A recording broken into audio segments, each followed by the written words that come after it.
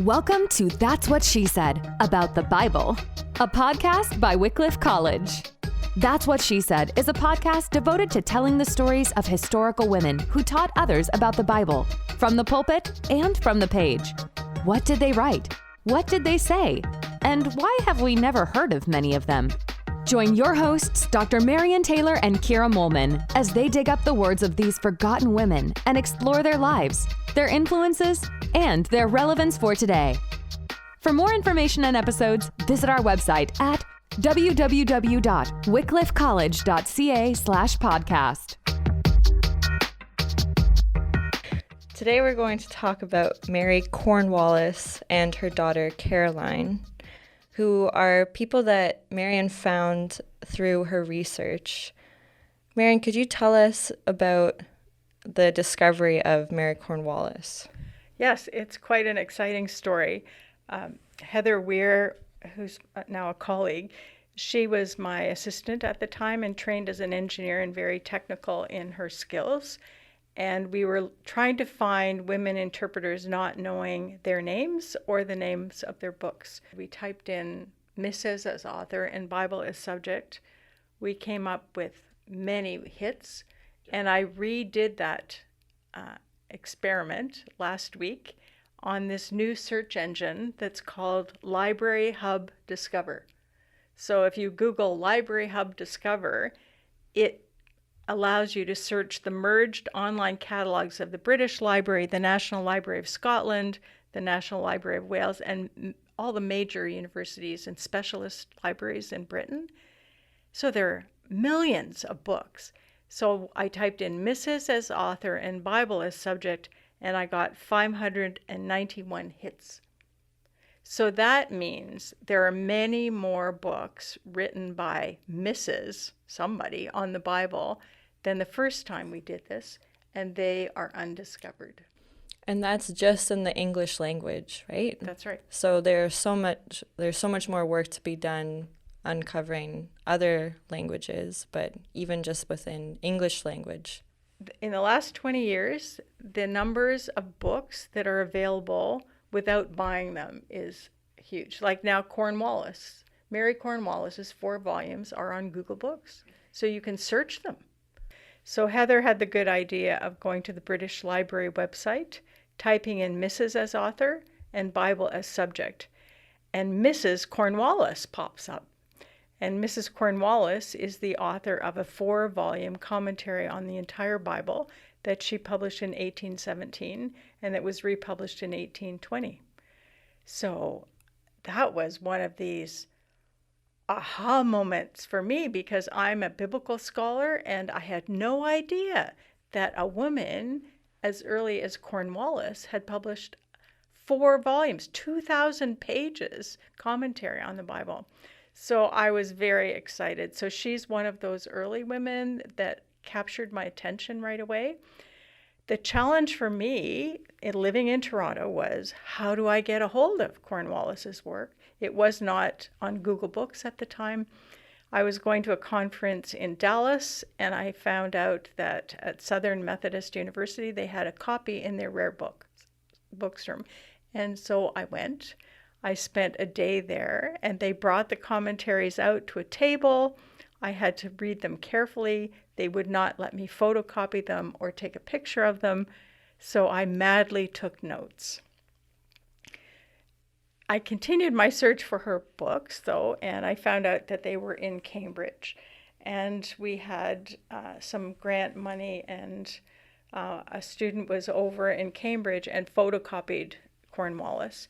And in the meantime, I was looking online at used books sites like ABE Books. And one day I found a volume 3 of the set. And then months later, even years later, one day I was just looking to see if by chance Cornwallis was there, and I found the 4-volume set of her entire commentary. And it's in beautiful condition, marbled covers, and so I love her commentary, and I love her book, and I love her story. She's one of those women. It was kind of she's a privileged English woman who marries an Anglican priest, and they are ministering in the same church for over 50 years in Wittersham, Kent. So she's a minister's wife, and a minister's wife had a lot of power and responsibility to sort of do Bible studies, care for the women, care for her husband, care for her family. And so she was a woman she married into the Cornwallis family that has a long history. A number of the ancestors are priests. One was the governor of Maryland. And I think they have money because in their life, she can always order any book she wants, and they have a very impressive library. So that's the story of how we found Mary Cornwallis, and tonight we are going to talk about her and just a little bit of her background, and then talk about this opus of 4 volumes that she wrote. One of your students highlighted something that you hadn't seen before. Could you tell us a bit about how the student connected with Cornwallis and what she found in her writing? Yes, it was actually a person who was auditing my class, Carmen Mason, whose husband was the principal at Wycliffe and then became a bishop in the Anglican Church. And she was auditing one of my first classes on women interpreters of the Bible. She was very interested in Cornwallis because, like Cornwallis, she was married to an Anglican priest. So she went through her work. It's 4 volumes, so I didn't have time to read it all, but she perused it and read a number of sections very carefully. And she was very astute and figured out that Cornwallis was reading many other books and doing summary notes. So a lot of her commentary is drawn from the scholarship of other male commentators and biblical scholars. And then often her voice changes in her writing when you hear her own voice, the voice of a mother, the voice of the wife of a minister, and she preaches with her pen. So this is Carmen Mason, was able to isolate different voices in her commentary. So that was a really interesting discovery for me, and it attuned me to the fact that what I'm looking for is her voice. So I'm particularly interested in the parts of the commentary where her experiences as a woman, as a wife, as a mother shape how she's interpreting the scriptures. So what are some of those experiences? Well, she's, first of all, she's a mother, right? So she has 2 children, and we know a lot about one of them. The older daughter died. She was married, her name, what was her name? Sarah? Oh, yeah, Sarah, that's right. Sarah was her older daughter and married James Trimmer, who was the son of another woman who actually wrote commentaries and many books, Sarah Trimmer. So she left home, was married, and a year later had a child, and she died a month after giving birth to this child. The child was raised by an aunt, the sister of James Trimmer, but one of the last words that her daughter said to her was, "Take care of my son." So during that was the one daughter, and then she had her other daughter, Caroline, who's I think 5 or 6 years younger, and we know a lot about her because she wrote letters, and we have a volume of published letters and poems and translations and all kinds of goodies. It's almost 500 pages long, and you can get that on Google Books. So we know a lot about her, and we know a lot about her interior life, and that's kind of a treasure as the letters go over a long period of her life, and you can see her growth and development as a woman and a thinker and a scholar herself.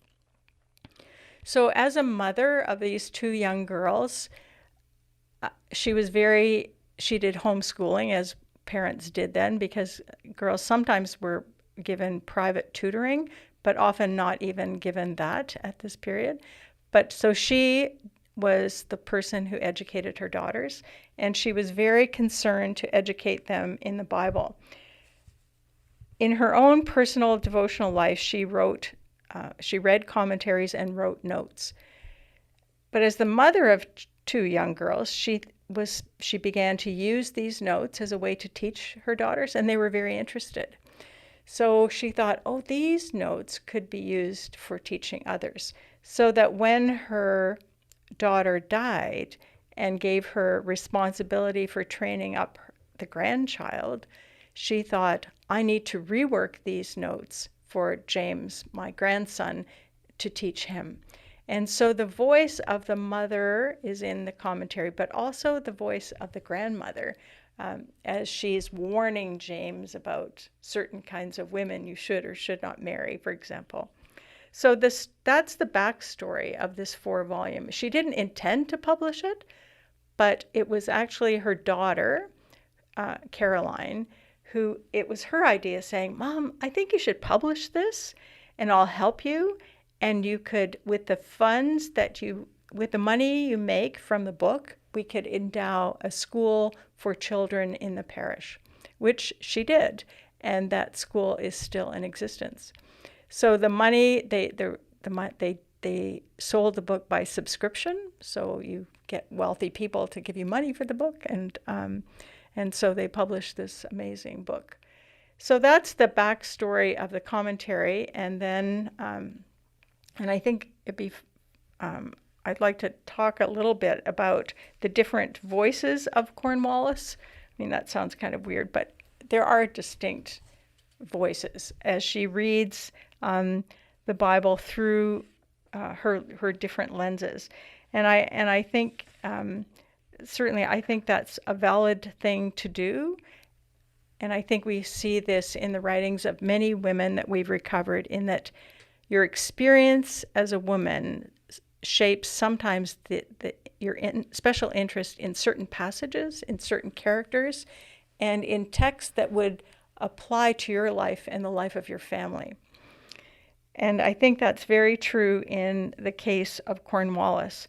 So one of the texts she comments on in her commentary on Proverbs 31, and this is one of the texts I first went to, because Proverbs 31 talks about women. And it begins by saying that this is written by King Lemuel, and we don't know who that is. But some people imagine, because of what the verses talk about initially, they talk about the words of a mother warning her son not to drink too much and to be wary of women who would lead him astray. So that sounds like maybe it would be the words of Solomon's mother, who was led astray by many women. And so Cornwallis reads it that way. And she says that this passage is written perhaps by Bathsheba. So she identifies what she calls the tender sympathies of Bathsheba, including her motherly approach to say, don't drink too much, my son, right? And then she reads verses 10 to 31, which is that encomium to this wonderful woman, a virtuous woman, a strong wife.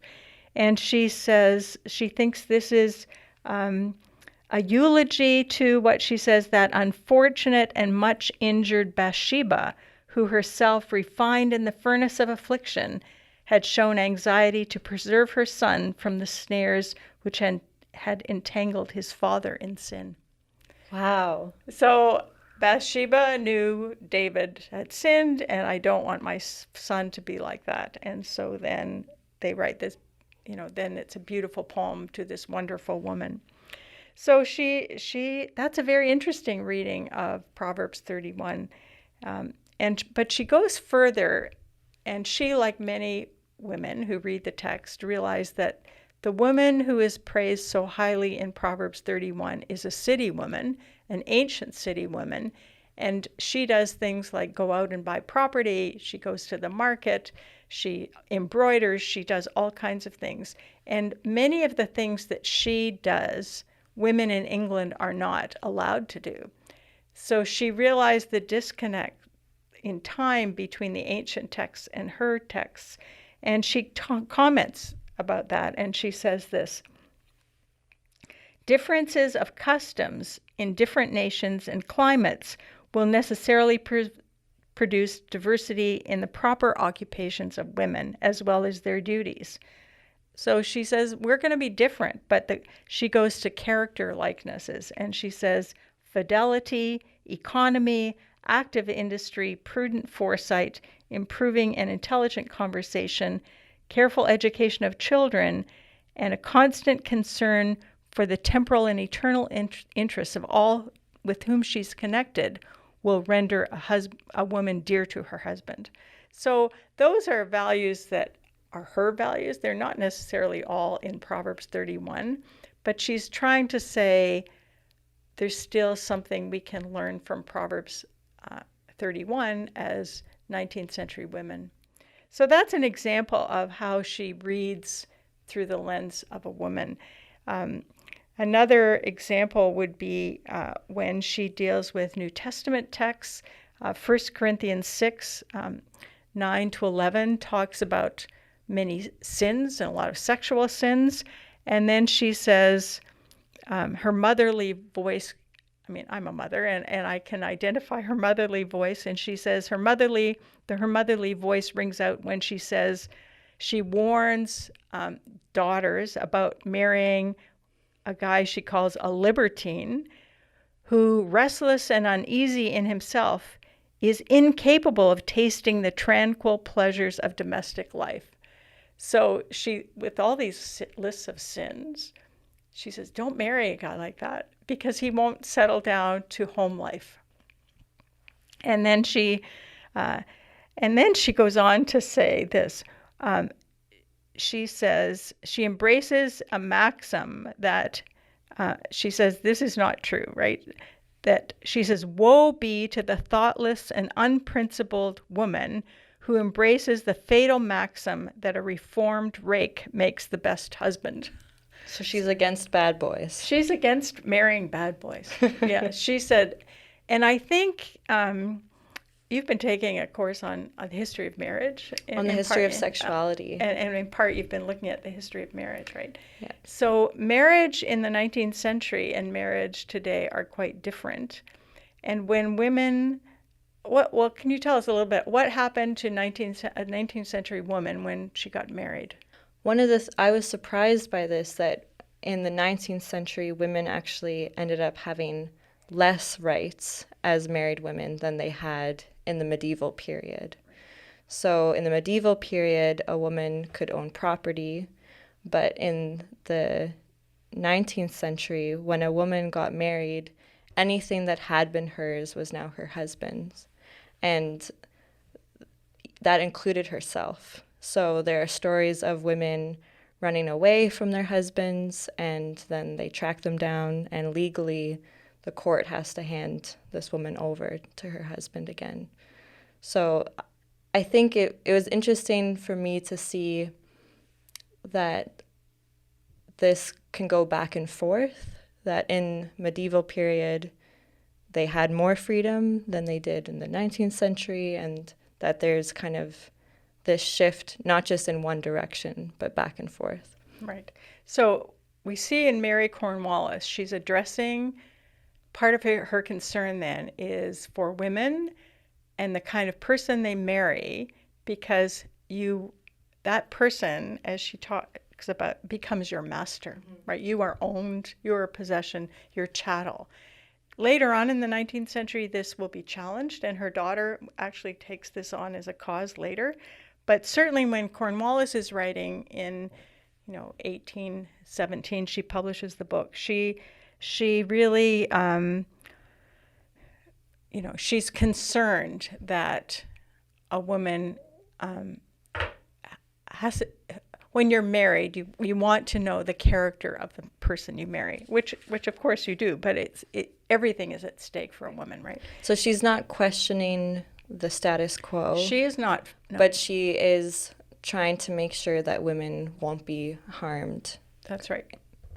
And the status quo, I mean, as women are subordinate to men, there are verses in the Bible that would reinforce that view. And so she talks about some of those verses, and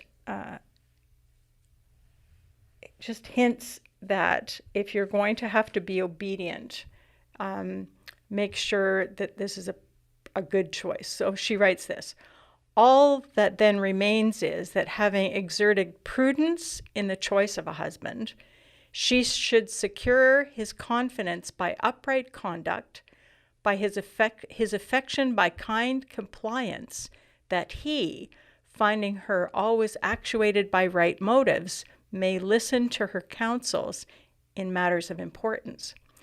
So she talks and further about how can you be submissive and empowered at the same time. And to a modern ear, it sounds like, how can you manipulate the situation so subordination is works for you.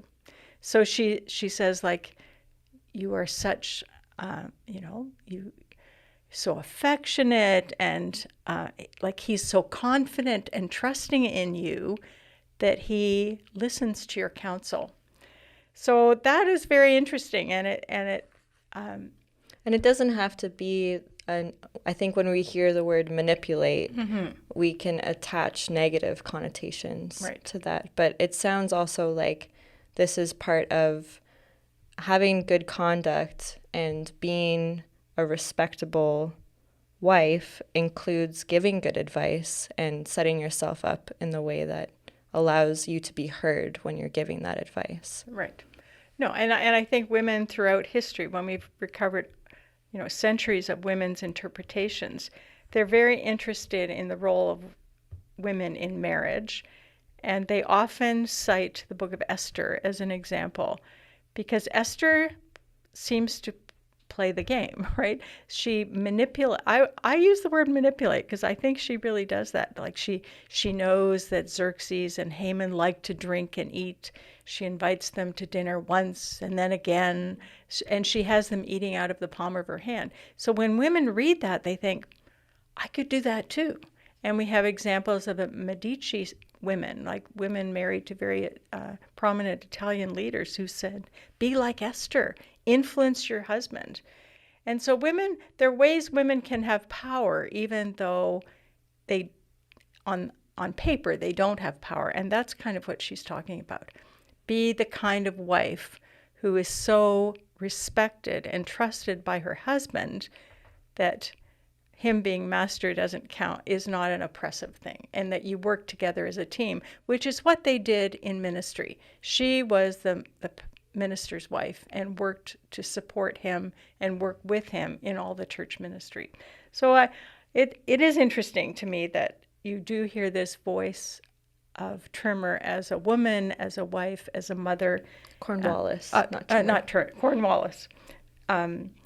Trimmer did too, but we do hear the voice of Mary Cornwallis as a mother and as a wife, and we recognize that this is more than 200 years ago, and life for women then and life for women now are very different.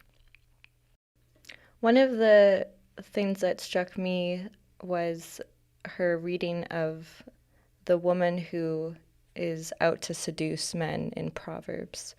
And we talked about how her ministry as a pastor's wife would have opened her up to a different reading than how people normally read that woman. That's right. Often when you read old commentaries on the woman who in Proverbs, the King James Version is called the strange woman, or, she's an adulteress, or there's Lady Wisdom and then Dame Folly, right? So this woman who stands at the corner and says to young men, come to my bed, it's perfumed and hallowed, my husband's away. And some of the early male commentators would say, oh, the poor men, they have these poor young men, right? It's like led to the slaughter, and they had no choice in the matter. But Cornwallis is not like this at all. And I think her comments on this text in Proverbs make me think that she's thinking of her grandson, who's 12, right? And she says, she does not blame the woman who tries to seduce young men, which all the male commentators blame the woman. She blames the men for seducing and corrupting the unhappy woman in the first place. And you think, she must know women who are prostitutes or who've been seduced, and then their life is over. So she's saying maybe this woman in Proverbs is a similar woman who has been abused herself, and then this is her way of making money. Anyway, it's very interesting for her to take that. And then you hear her voice as a preacher, right? She's a preacher's wife. She doesn't preach, but she does preach with her pen, I think. She says, "What madness, therefore, is it in them to enter into a conspiracy against their own happiness by sowing the seeds of vanity in the female mind, by unsettling its religious principles, by breaking down the fence of natural modesty, and by encouraging them to have taste for idle and expensive pleasures, and undermining their Christian graces, which render women useful members of society and a blessing in the domestic circle." So she's saying men should consider what they're doing, and men should not try and seduce women and get them into things that will lead them astray. So she blames the men for leading women astray, which is interesting. I think that's, I don't think you would find that in a commentary written by a man. Right? So I think that's a unique little window into her life. And in a society where once a woman was married, she belonged to her husband, there are these stories of men going after women of great fortune so that they can take on the property. And that's another way of leading a woman astray, I think. And her daughter ends up advocating for changes in those laws. That's true, yeah. So in some ways, it's not surprising that her daughter absorbs her mother's values, right? Well, she's taught, but as she then goes on to live her life, she will go further with them. But you see kind of, nascent ideas that then grow, right? So the seeds of what the daughter will do with her life are there in her mother's life, which I think is really interesting. And all of that comes from her reading of Scripture. It does. It's her mother's interpretation of Scripture that then incites both her mother and her daughter to do something. That's right. And then the last voice that that Carmen actually identified in Cornwallis is Cornwallis as a mother of the church, as a mother of the parish. And when she reads the pastoral epistles in the New Testament that give instructions about bishops, and wives, and how they should dress and how they should behave, she's very curious because she wonders why the writer does not talk about the characteristics of a bishop wife, because he notes in 1 Timothy 3, verse 11, he says, the deacons' wives, and this is King James, are to be grave, not slanderers, sober and faithful in all things. And she wonders, why does he say grave? And of course that means serious, right? And she says,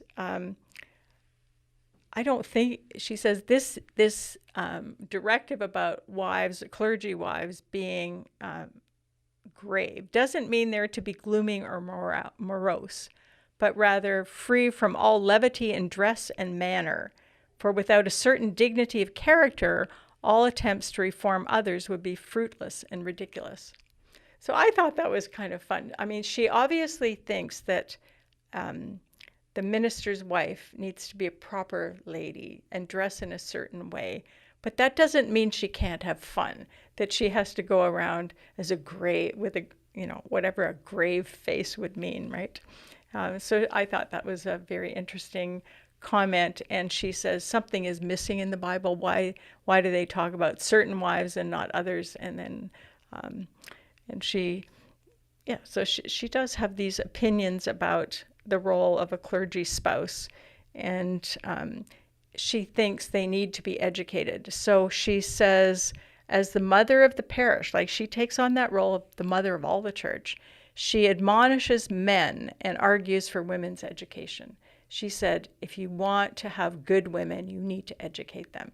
And this is an argument women have been using for a long time.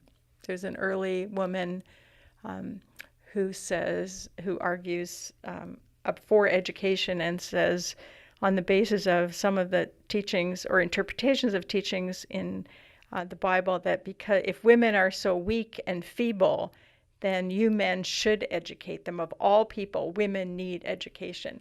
And her arguments are not that different. If you want women to be companions and counselors and faithful friends and prudent managers and capable mothers, then educate them, right? And so she's involved in promoting education, like endowing a school, because she says educating the poor, educating children, educating women will change society for the better.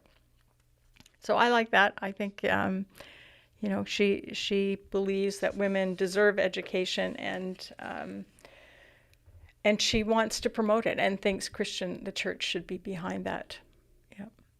And the other thing that you see in her commentary is her work as a theologian and somebody who defends the faith. And I think it's all over there. It's all over the place. She's very learned. She has, solid theology, and she reads the text carefully. Did she know biblical languages? She did. She knew Hebrew.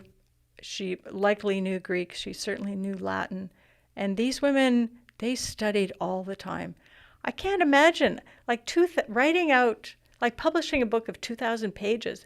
That's a serious endeavor. Right, because you don't have a computer. No computer. It's written by hand. And then how do you do editing and correcting? So, I respect this woman. I think she's a woman who wrote a book when it was not really encouraged that women wrote biblical commentaries. There was suspicion that men were suspect of a woman who wrote a commentary because they didn't have a theological education. So they thought, why would a woman think she had enough knowledge to do this? But I think it was her daughter that really pushed her to do this. I think in one of Caroline's letters, she talks about the idea of pushing her mother to do this. She says I think the idea for the book was mine, and then she said she had this other secret idea about endowing the school with the money, and then Caroline who was going to inherit a lot of money herself, gave her inheritance to the same school. So it's very interesting. When you say a theological education, what would that have looked like? Because she knows the biblical languages, but she wouldn't have studied theology formally in terms of reading church fathers or going to school as opposed to being homeschooled. Her education would have been, even in languages, that would be self-taught or with a private tutor. And for theological education, I mean, often Anglican men went to schools like Oxford, where they would have years of training in various theological subjects and read the great books written by the great male theologians. So they would read, Augustine and Calvin and Luther and other, great Anglican divines. So all her theological training would be vicarious, right? She would certainly listen to many sermons, But she'd also read those theological books. But she was reading them by herself at home, Yeah. as opposed to in Going class. to school. Yeah.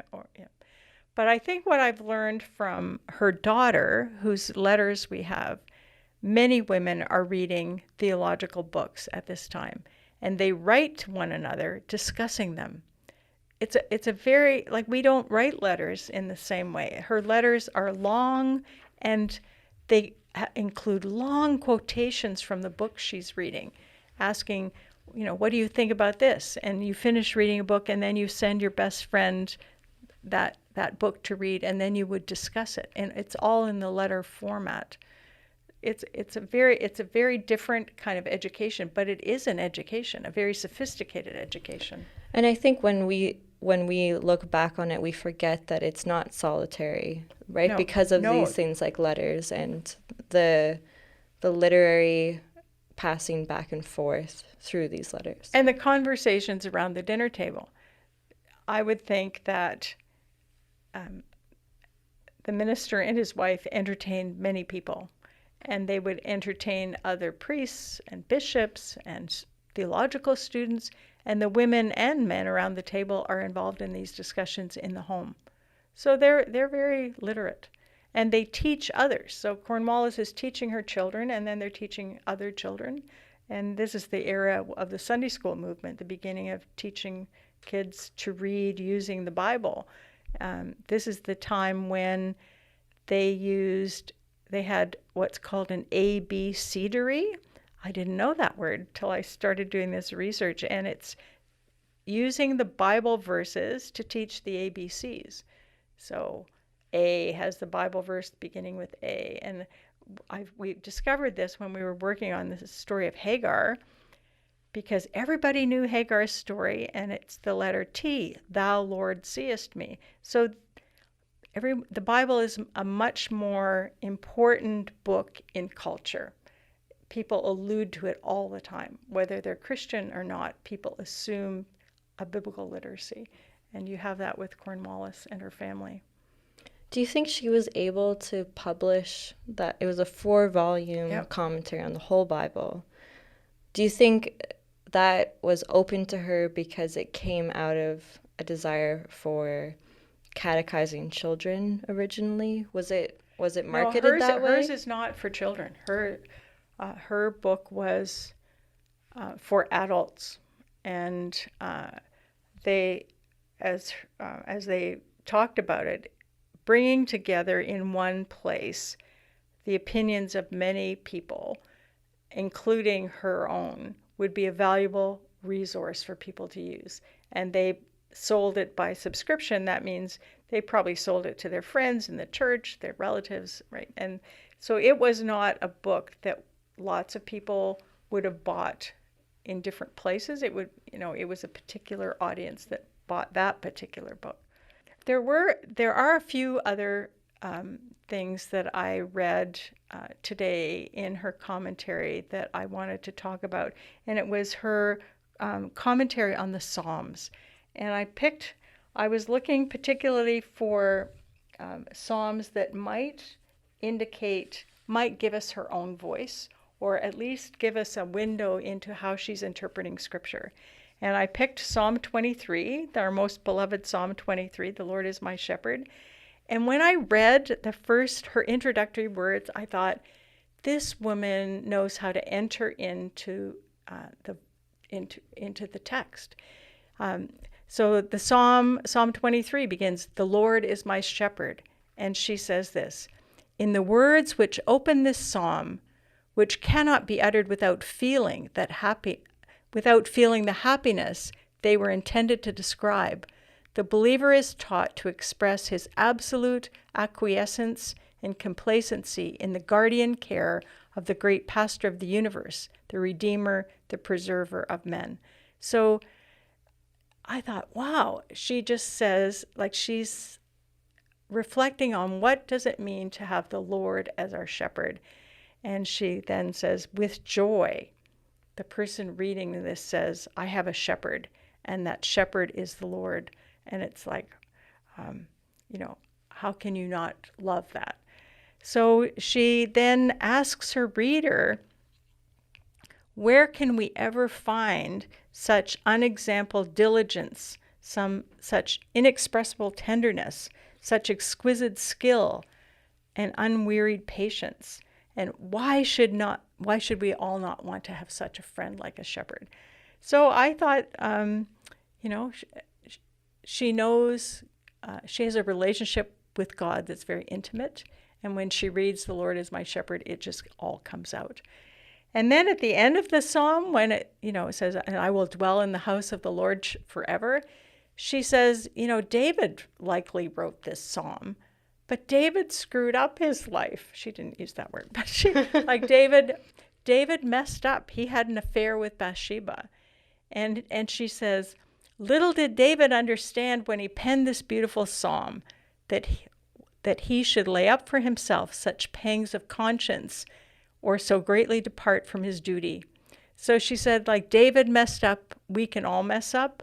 So she says we need to stand, we need a watchful, constant friend to defend us against the art of the adversary and our own wayward and dangerous thoughts. And I thought, she's right. So she takes the beautiful psalm, "The Lord is my shepherd," and all the good things that the shepherd does for us. And then she pauses and says, we have to be careful not to mess this up. It's a really pastoral reading. It's of Psalm very 23. pastoral.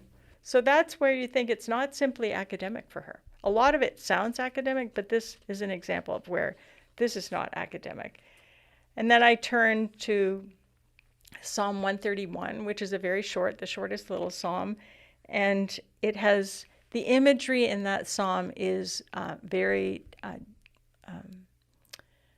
it's different than any other psalm. Right, it's very tender. It's very tender. I mean, some people think maybe a woman composed it. I don't know. It says, "Lord, my heart is not haughty, mine eyes are not lofty." And then in verse 2 it says, and this is the King James, "Surely I have behaved and quieted myself as a child that is weaned of his mother, my soul even as a weaned child." So you've got that image of a mother and child. And she comments on this, and she wonders, and I think it's very beautiful, and she says it's probably a Psalm of David. And then she reads it in light of Jesus. She says it is eminently, you can apply it to the Messiah in the state of his humiliation on earth, like as Jesus took on a human form, he's very humble, as the attitudes are in this. And then he said, and then Cornwallis goes on to write that it would be really great for the world if all Jesus' disciples could imbibe the spirit of this lovely psalm and copy the example that's set before us. And she says, like, if we all were humble like that and dependent on God as a baby is on his mother, right? And then she does an intertext. She goes to the New Testament, and the passage she chooses to comment on is when the disciples are are annoyed that Jesus is with children, and Jesus picks up a child and says, except you become as a little child, you can't enter the kingdom of heaven. And so that's an amazing transition as she takes the Old Testament psalm, talks about its images, and then goes to the New Testament and talks about Jesus and his attitude toward children. So that, we call that kind of an intertextual reading, and it tells us about her attitude toward and her method of interpreting Scripture. Because she was someone who could see Scripture as one story. Yeah. She's not cutting off the Old Testament from the New Testament. Right. She's able to see Christ in the Old Testament as well. Right. No, and I think it's very practical again, right?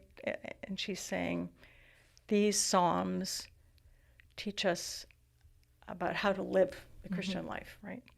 And the last one I wanted to talk about was was Psalm 137, which is arguably one of the most difficult psalms because it ends with vengeance. I'm going to smash the babies' heads against the rock. And that verse is usually left out of any church reading. And I thought, I wonder what she does with this psalm. And the psalm begins, of course, in a much different light. By the waters of Babylon, there we sat down weeping. We hung up our harps on the willow trees. And she wonders who writes the psalm. And she says, who would have been in Babylon? And she said, Daniel and Ezekiel. And she said, probably Daniel. And I thought, wow, I've never read anybody suggesting Daniel wrote this. But I thought that was interesting. And but she again reads the text empathetically. And she says, she picks up on the pathos. She says, what an inexpressible pathos is there in these few words, by the waters. And she said, how did they at once these words take us to Babylon and place before our eyes the mournful situation of these Israelite captives. And she enters into their situation and imagines how they're feeling and how horrible this is. And then she understands the feelings of vengeance, and she says that they know that God, through the prophetic writings, has already said he's going to punish Babylon. And then she concludes by saying, the destruction was to be universal, sparing neither sex nor age. And then her last line is, terrible, but just are your judgments, O Lord.